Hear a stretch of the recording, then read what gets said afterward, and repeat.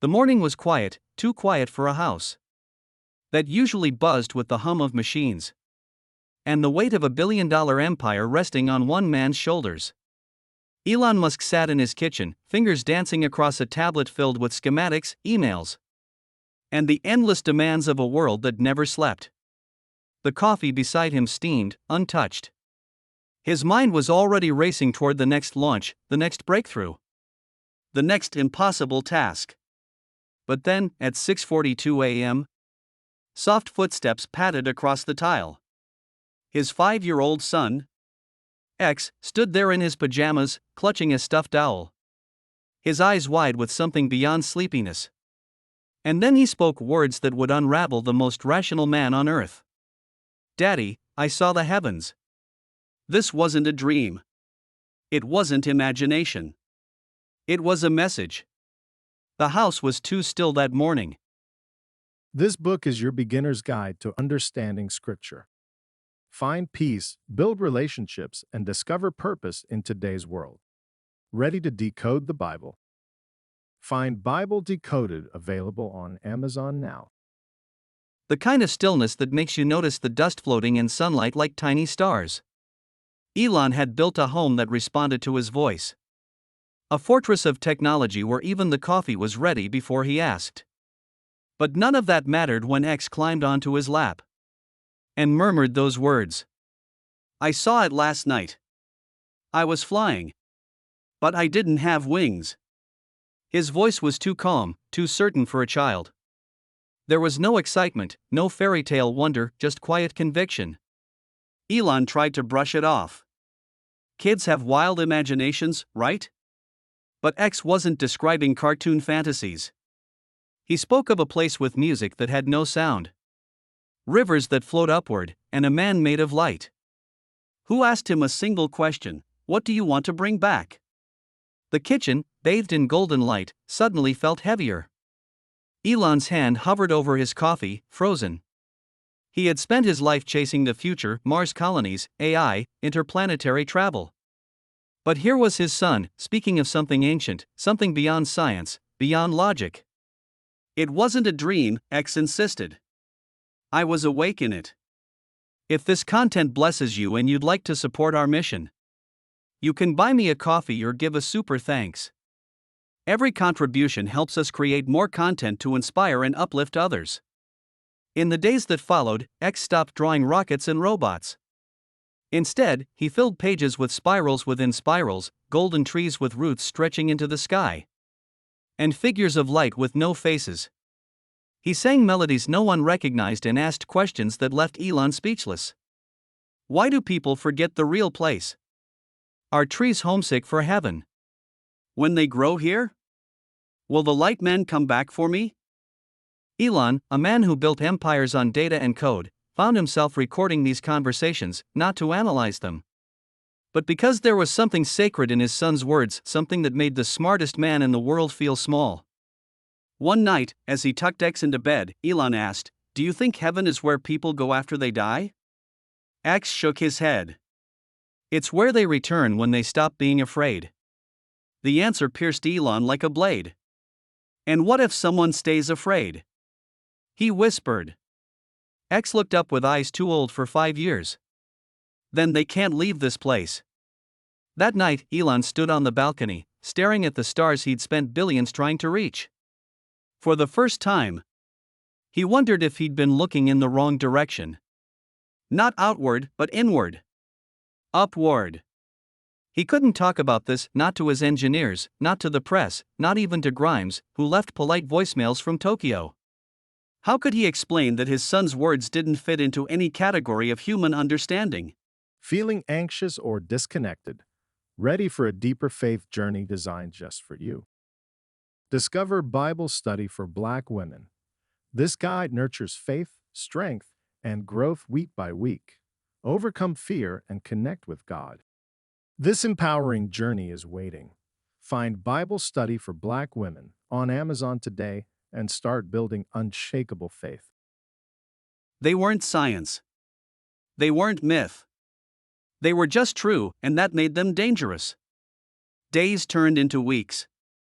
X kept drawing, kept speaking in riddles that didn't feel like riddles. One morning, he handed Elon a sketch of Earth, cracked like glass, held between two hands, one of fire, one of shadow.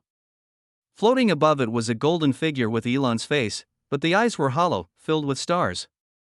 "You were watching us," X said. "But not like a person. You were learning how to love." Elon, a man who trusted numbers over signs, felt something inside him shift. He called an old colleague, a neuroscientist who studied children, who'd had near-death experiences. She listened, examined X's drawings, and then said quietly, "They all describe the same thing: light that doesn't burn, a presence that asks, 'What will you bring back?'" Then came the dream. Elon found himself walking through a city of golden memory, where buildings were made of stories and music pulsed in the air. A figure of light stood before him, faceless but undeniable. Its voice wasn't sound, it was felt. "You've carried the future too long," it said. "Now carry the eternal." He woke trembling. The next morning, X looked at him and smiled. "You saw it too, didn't you?" The morning light crept through the blinds, painting golden stripes across Elon's desk. He hadn't slept in his bed. Instead, he'd spent the night in his study, surrounded by X's drawings, the strange dream still clinging to him like static. His fingers traced the edges of the sketch where the golden figure with his face floated above the fractured earth. A soft knock at the door. "Come in," Elon said, his voice rough from lack of sleep. The door creaked open, and X stood there, his stuffed doll tucked under one arm. He didn't say anything.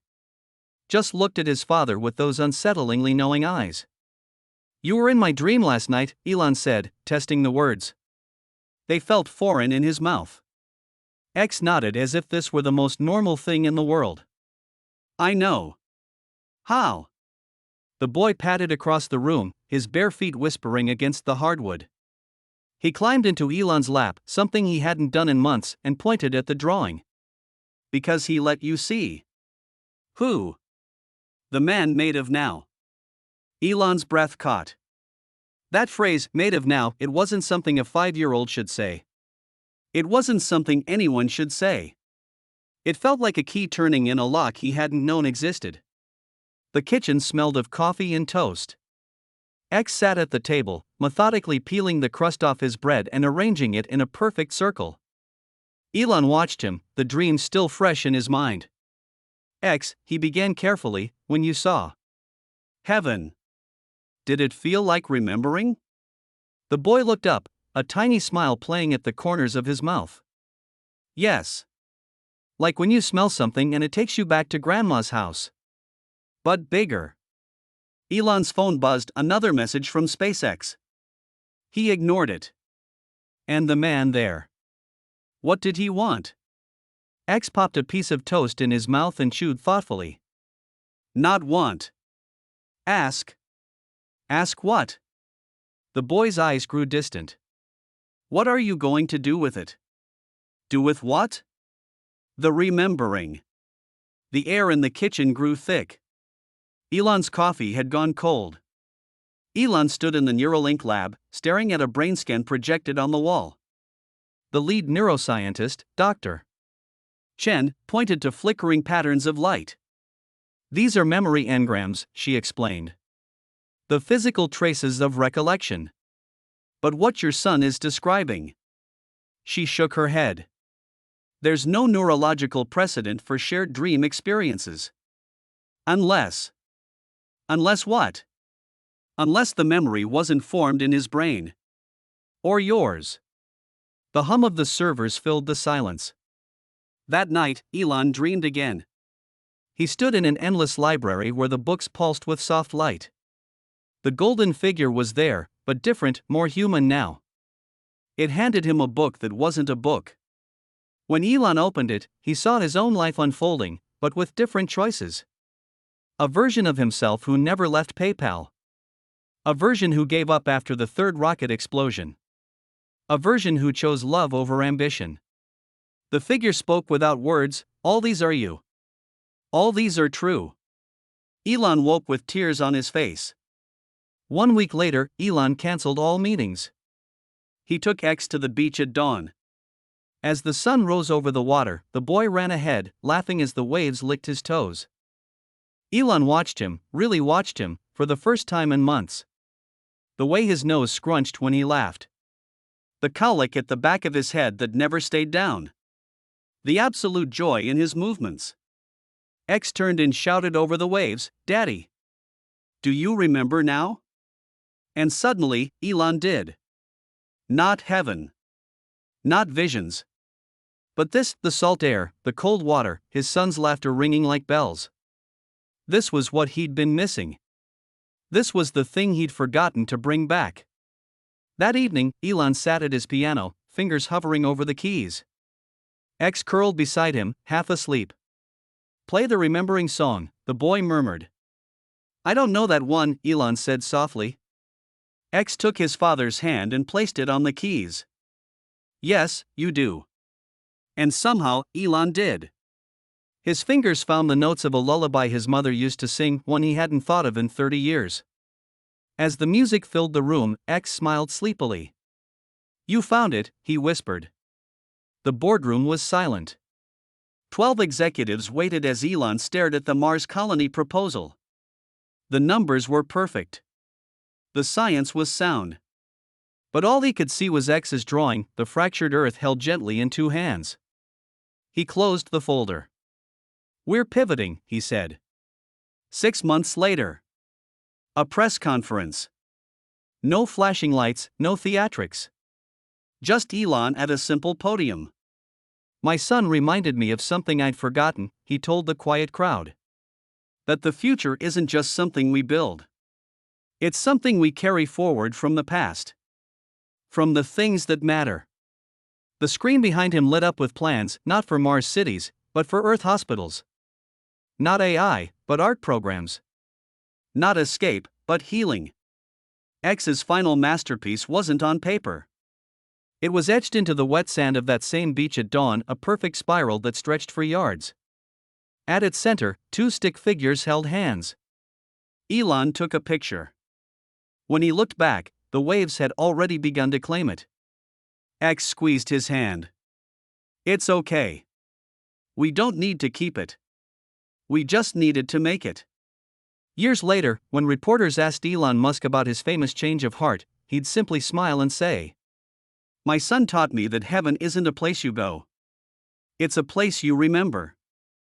And sometimes, remembering is enough." Elon Musk never spoke publicly about what happened in those quiet weeks. There were no press releases, no viral tweets. But something changed. He funded silent places, hospices for forgotten children, shelters with no logos, chapels where no cameras rolled. He stopped calling it charity. He called it returning. One day, X handed him a final drawing, a door, floating in empty space. On the back, a single word, "Remember." Maybe heaven isn't a place we find. Maybe it's a place that finds us when we're ready to bring something back. Elon had spent his life building the future. But his son taught him that the most important thing isn't what we launch into the stars. It's what we carry in our hearts. If this content blesses you and you'd like to support our mission, you can buy me a coffee or give a super thanks. Every contribution helps us create more content to inspire and uplift others. Make sure to subscribe so you don't miss out on my future videos.